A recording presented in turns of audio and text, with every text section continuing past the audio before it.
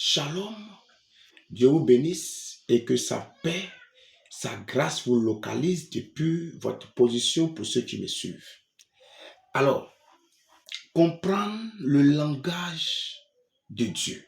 Parce que Dieu a un langage qu'il faut comprendre en tant que serviteur de Dieu, en tant que servant de Dieu, en tant que chrétien. Il faut comprendre le langage de Dieu pour découvrir qui Dieu est réellement. Pour découvrir les merveilles, les miracles de Dieu, il faut que tu comprennes son langage. Tu ne peux pas posséder les bénédictions, tu ne peux pas entrer dans les bénédictions, dans les grâces de l'Éternel si tu ne cherches pas à comprendre son langage. Dieu a un langage, frère. C'est ce que Abraham a compris, c'est ce que Abraham a découvert. Et allons-y pour lire.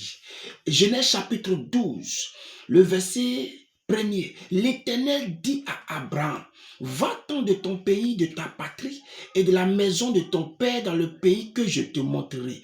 Verset 2, je ferai de toi une grande nation et je te bénirai. Je rendrai ton nom grand et tu seras une source de bénédiction.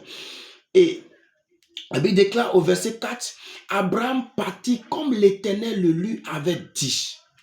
Frère, Abraham partit comme l'Éternel le lui avait dit. Ça veut dire que quelque part, il y a un langage que Dieu parle.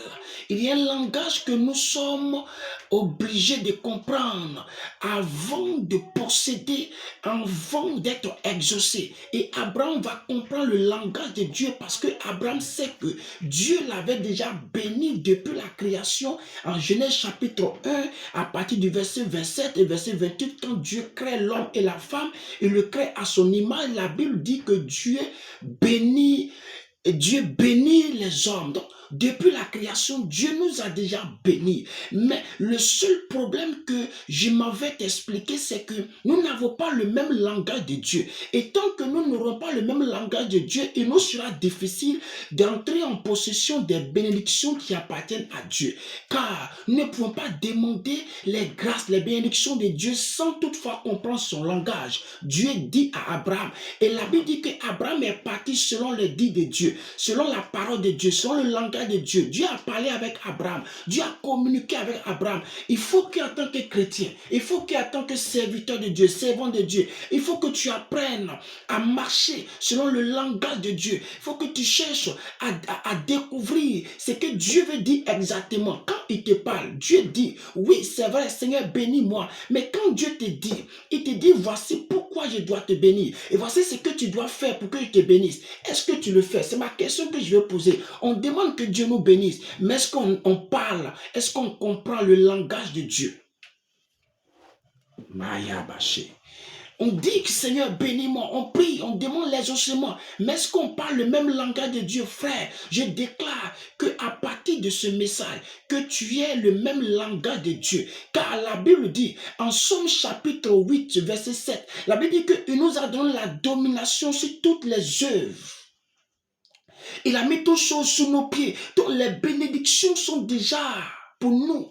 Mais la seule chose, c'est que nous ne parlons pas le même langage de Dieu. Quand Dieu nous dit de faire telle chose pour que nous soyons bénis, nous ne le faisons pas. Or, ne pas le faire, c'est ne pas parler le même langage de Dieu. Ne pas le faire, c'est ne pas comprendre le langage de Dieu. Le faire ce que Dieu te demande de faire, c'est de comprendre le langage de Dieu. Et je déclare qu'en ce mois de février, que tu aies le même langage de Dieu, afin que Dieu te donne ce que ton cœur désire.